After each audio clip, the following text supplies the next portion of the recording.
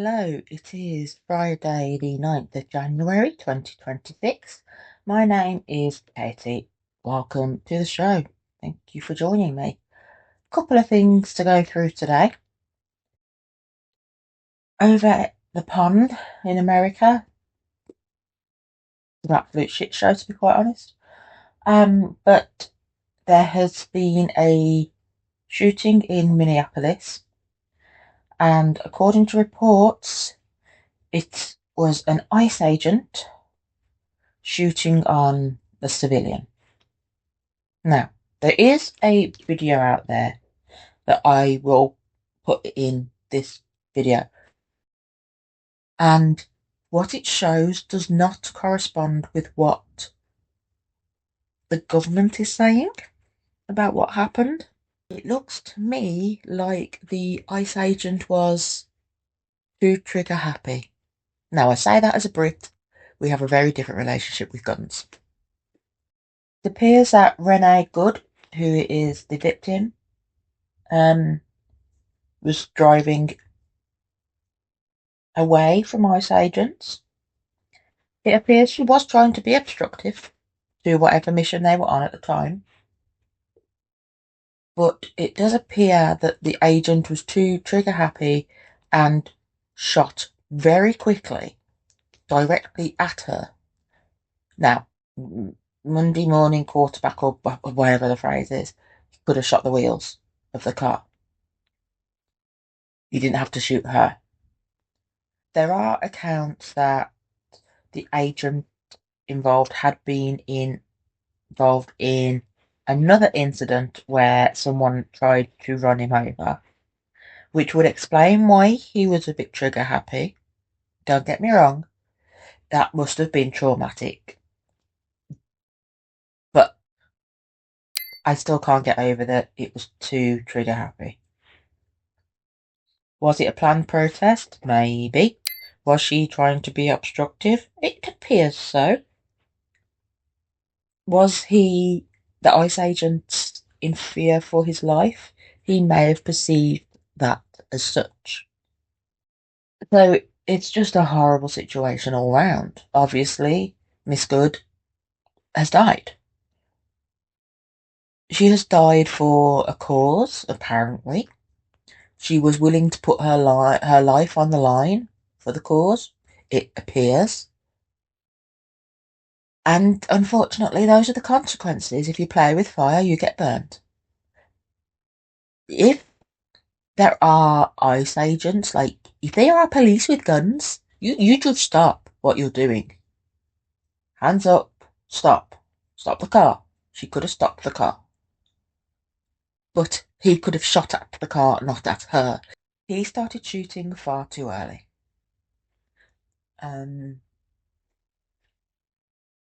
Reports say that she was shot in the face. There is a video on the internet of Miss Good's wife crying, blaming herself because it was her idea to attend this protest, for want of a better word. But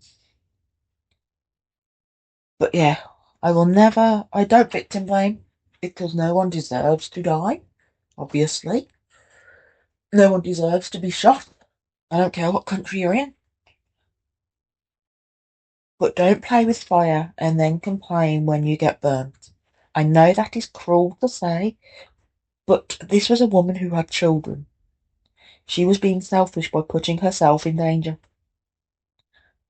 So whilst my thoughts are absolutely with her family and this should not have happened,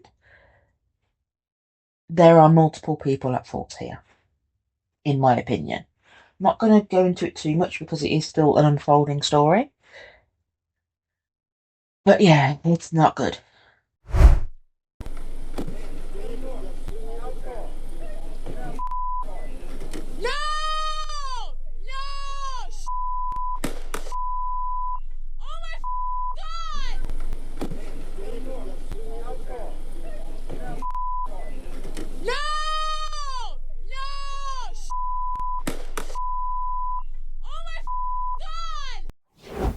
Support honest journalism. Make sure you like, leave a comment and subscribe. No bias, no bullshit, only the facts. But it's just those two for today. I'm going to keep an eye on the Minneapolis one, see what happens, see what comes of the investigation, because there will be one. And it don't look good from the videos that are online already. No, this is going to be another George Floyd. That's what's going to happen. The police were too heavy-handed, too quick to draw, etc. So, and this is, hang on, I've just realised, George Floyd also died in Minnesota.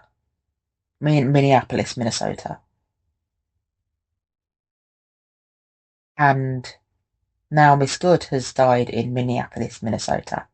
Admittedly, by different agencies, but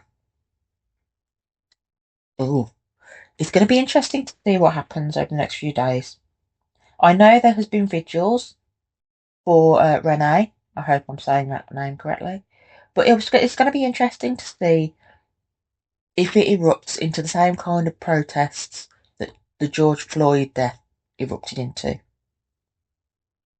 It's going to be interesting to see how they handle this. Because putting your car in front or in the way of ICE agents is not the way to handle your disagreement with what they are doing. You should be going to your politicians. Now, I ain't saying that's going to work, but that's how we as a civilized society handle it. If you're going to play with fire, you're going to get burnt. So don't do it. Do not do it. Do not put yourself in the way of harm. That is not controversial to say. And in regards to the other story about the US withdrawing from UN Women, that for me, that's a nothing burger because America already had something in place to deal with it. And always consider the context. Read behind the headlines. Don't just go, oh my God, that's terrible. Because, yeah, it sounds terrible until you realise that, hang on a minute, they've got something in place to fall back on. But we shall see. I might be proven wrong. They might, it might be complete Gilead Handmaid's Tale. You never know. But those are my thoughts for today. Just those two. If you are in the UK, please stay safe. We have Storm Goretti, I believe is what it is called. But whilst we're in America, they have formally withdrawn from UN Women, which is the United Nations agency responsible for promoting gender equality worldwide. The move is part of a wider exit from 66 international organisations announced January 2026, and it also removes millions of dollars in US funding from the agency. According to the White House, the decision reflects a fundamental policy difference. The US now defines woman as a sex-based category and expects programs for women and girls to be built on biological sex. UN Women, in the administration's view, has moved in a different direction, one that incorporates gender identity frameworks and DEI-based approaches that the US considers ideological. We have an inch of snow and the whole country's come to a standstill. It's pathetic. But yeah, that's it. Thank you very much for listening to me ramble on. If you could please like, comment, subscribe, share, etc. Come find me on Substack and on all the social medias.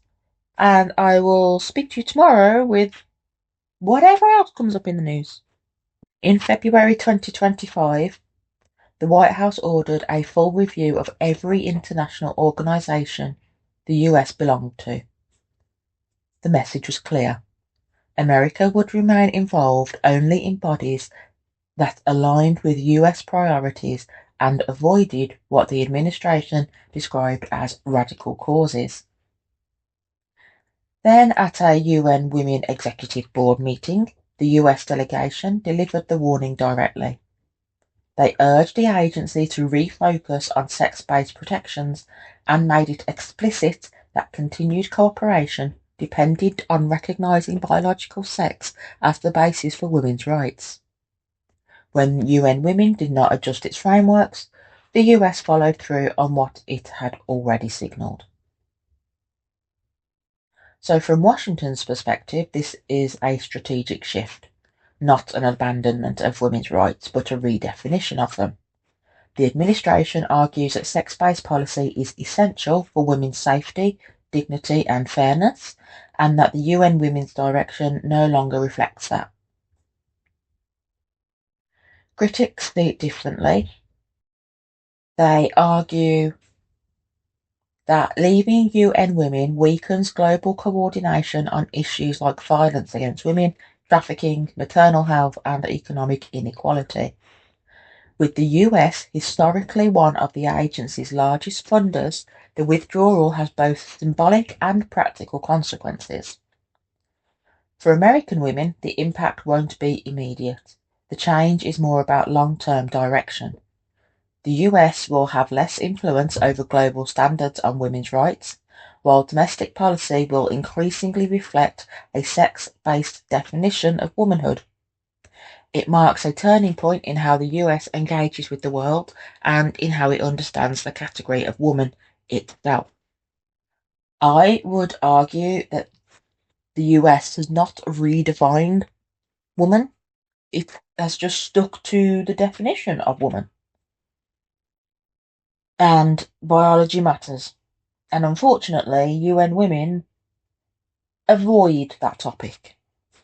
So you may see headlines like, the US are abandoning women's rights, they're, women's rights don't matter, etc., etc.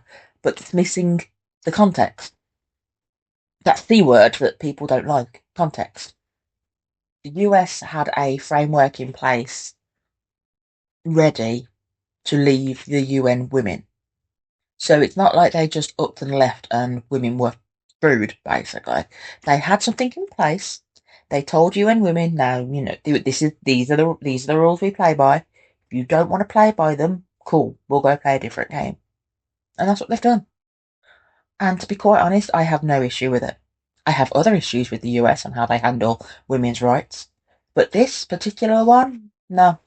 And I don't appreciate the headlines that are inflammatory, misleading, uncontextual. Is uncontextual a word? Well, it is now. I don't appreciate that, which is why I wanted to discuss that today. Don't miss the next bulletin. Subscribe, like, and comment today. No bias, no bullshit, just straight reporting.